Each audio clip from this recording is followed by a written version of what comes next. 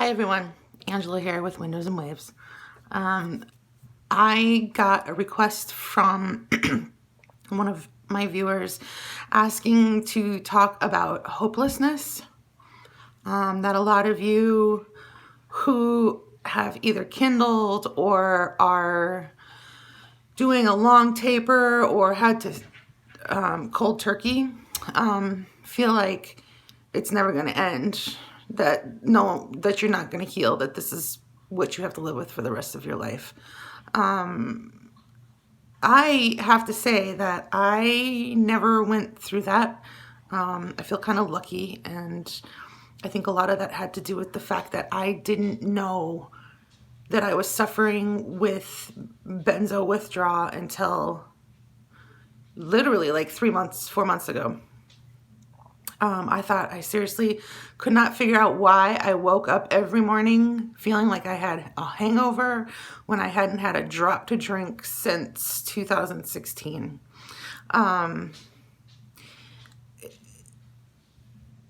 had moments of disappointment. After long windows, I start to feel bad, or my head starts to hurt, or I have the inability to finish my sentences because simple words elude me. And that's frustrating. So I have to wonder a little if the hopelessness comes from knowing what's going on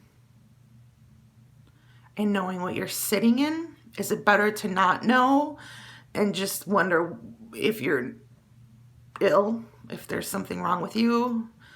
Which the downfall there is that you go to the doctor how many times to figure out what's happening.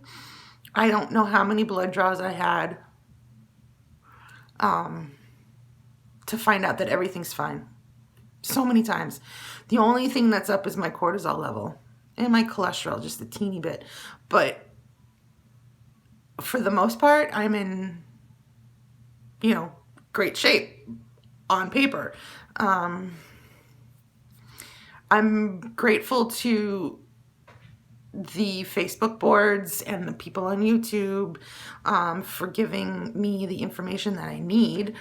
And I'm even more grateful to the people who talk about the fact that, they're 3 years out and they're all healed. They don't have waves at all anymore. And that's good to hear. However, those are only the people that have done a slow taper. I haven't yet seen one person who cold turkey who has completely healed. And if you're out there and you're watching this, please message me, because I would love to relay that information to the people. I also think that hopelessness comes from your inability to work, your feeling of just worthlessness. Your family looks at you like you're lazy or crazy. Some want to take you to more doctors. Others want to put you in institutions because they think you're nuts. Others just give up on you. A lot of people lose their jobs. I feel fortunate to a degree that I didn't have a job when this all started. So I didn't have to lose a job. However, with that said, I've been trying to find a job now for almost 3 years and feel like only now am I able to honestly sit down at a desk or behind, a cash register and be able to deal with people. Not feel completely anxious, and it's not agonizing anymore to leave the house. People have lost their cars, their homes. It's kind of a travesty that the U.S. government doesn't look at this closer for disability, because everybody needs help in this situation. It's amazing to me the people who can keep their jobs through all of this. it's amazing to me that people can take care of their children through all of this. I did, for the most part, take care of my kids. However, with that said, there was about 5 months there where I couldn't do anything. My lights were never on, my laundry piled up, my dishes piled up. It was really quite horrible. I maybe showered every 4 or 5 days. There would have been no way I would have made it to work. So I commend those who can keep working and can keep dealing with their children. I will say this, though, that during that time period, my kids did suffer a little, in that one of them especially she was tardy all the time because I couldn't get my butt up and out. So it was hard, and never did I feel helpless or hopeless, except for when I took that bottle of pills or half bottle of pills, because I felt like nothing I was doing was beneficial. But that was inactive dependency. So to those of you out there who feel like this is never going to end, who are feeling like they can't make it another day, who feel like they have no support, who feel like, they're living in hell, who feel like their family doesn't get it, remember that it does end. It does get better. I mean, I've had windows that lasted 2 to 3 weeks. Lately, my windows last like a day or two. But my waves aren't so intense that I can't function.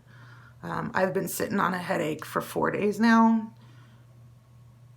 And my body's a little uncomfortable, but that's the extent of my current wave. And that's easy to push through.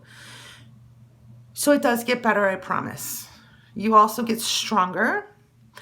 You have the ability to push through the things that hurt a little, because you want to function again. You want to be social again. You want to do these things again. Just take care of yourself.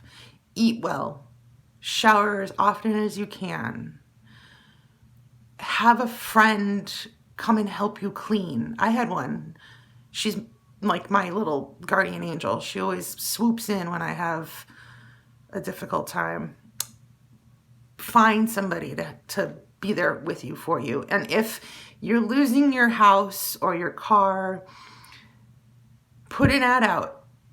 See if there's anybody out there who has a room for rent. And then rebuild. I got so lucky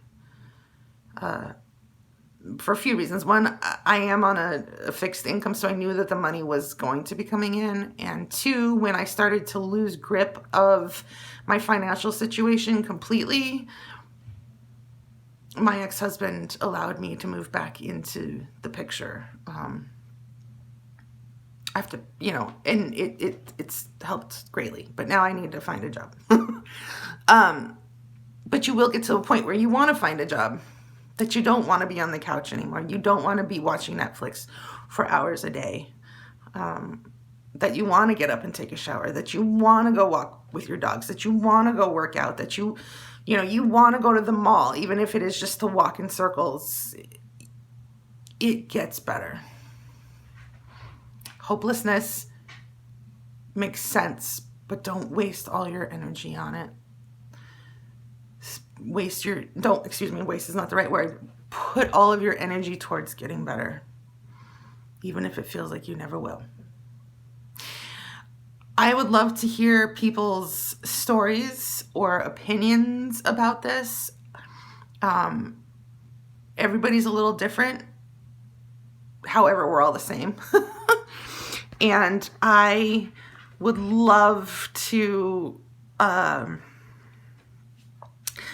maybe relay some of this information to the people out there who maybe feel a little alone. So comments. If you know anybody who's suffering, let them know about this channel. We will talk about different things. as many people that can listen, the better.